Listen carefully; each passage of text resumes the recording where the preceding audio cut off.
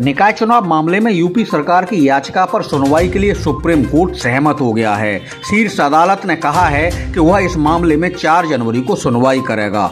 निकाय चुनावों की अधिसूचना रद्द करने के हाईकोर्ट के आदेश के खिलाफ यूपी सरकार ने सुप्रीम कोर्ट का रुख किया है। इलाहाबाद उच्च न्यायालय ने अपने आदेश में निकाय चुनावों पर सरकार की मसौदा अधिसूचना को रद्द कर दिया था। राज्य सरकार ने अपनी याचिका में कहा है कि उच्च न्यायालय 5 दिसंबर की मसौदा अधिसूचना को रद्द नहीं कर सकता है, जो अनुसूचित जातियों, अनुसूचित जनजातियों के अलावा ओबीसी के लिए शहरी निकाय चुनावों में सीटों के आरक्षण का प्रावधान करता है। Advocate on record Ruchira Goyal के माध्यम से दायर अपील में कहा गया है कि ओबीसी संवैधानिक रूप से संरक्षित वर्ग है और उच्च न्यायालय ने मसौदा अधिसूचना को रद्द करने में गलती की है। बता दें कि उत्तर प्रदेश सरकार ने हाल ही में शहरी स्थानीय निकाय चुनावों में ओबीसी को आरक्षण प्रदान करने के लिए सभी मुद्दों पर विचार करने के लिए 5 सदस्यीय आयोग गठित किया है। उल्लेखनीय है कि यूपी सरकार ने 5 दिसंबर को निकाय चुनाव के लिए आरक्षण की अधिसूचना जारी की थी। इसके खिलाफ हाई कोर्ट में याचिका दायर की गई। कहा गया कि यूपी सरकार ने आरक्षण तय करने में सुप्रीम कोर्ट के ट्रिपल टेस्ट फार्मूले का पालन नहीं किया है। इस पर हाई कोर्ट ने आरक्षण की अधिसूचना रद्द करते हुए यूपी सरकार को तत्काल प्रभाव से बिना ओबीसी आरक्षण लागू किए नगर निकाय चुनाव कराने का फैसला दे दिया। फिलहाल सबकी निगाहें अब यूपी सरकार की याचिका पर 4 जनवरी को सुप्रीम कोर्ट में होने वाली सुनवाई पर टिकी हैं।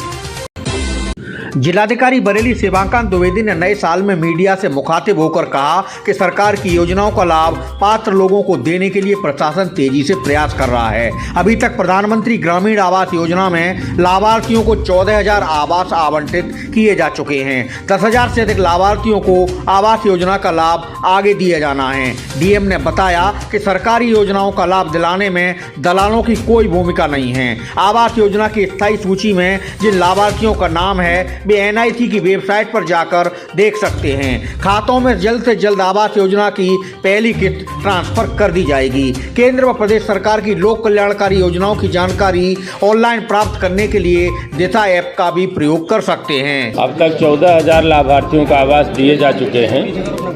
इस वित्तीय वर्ष में स्थायी सूची के सभी 10,458 लाभार्थियों को आवास दिया जाना है। इसकी धनराशि प्राप्त हो चुकी है और हम उनको किस्त भेज रहे हैं। प्रथम किस्त 40,000 रुपये की उनके खातों में यथाशीघ्र भेजी जाएगी। शीतलहर के बीच घने कोहरे में सड़क एवं रेल यातायात के साथ हवाई उड़ानें भी प्रभावित हो रही हैं। बरेली एयरपोर्ट से उड़ान भरने वाली फ्लाइटों को मंगलवार तक के लिए कैंसिल कर दिया गया है। बुधवार को मौसम सही होने पर ही बरेली से हवाई सेवा सुचारू हो सकेगी। कम विजिबिलिटी के चलते कई हवाई उड़ानों को कैंसिल किया गया है। इससे यात्रियों को बड़ी परेशानी हो रही है। बरेली से दिल्ली, मुंबई और बेंगलुरु की फ्लाइटें फिलहाल निरस्त हैं। फ्लाइट निरस्त होने से जहां एयरलाइंस को नुकसान उठाना पड़ा है, वहीं यात्रियों को भारी मुश्किलों का सामना करना पड़ रहा है।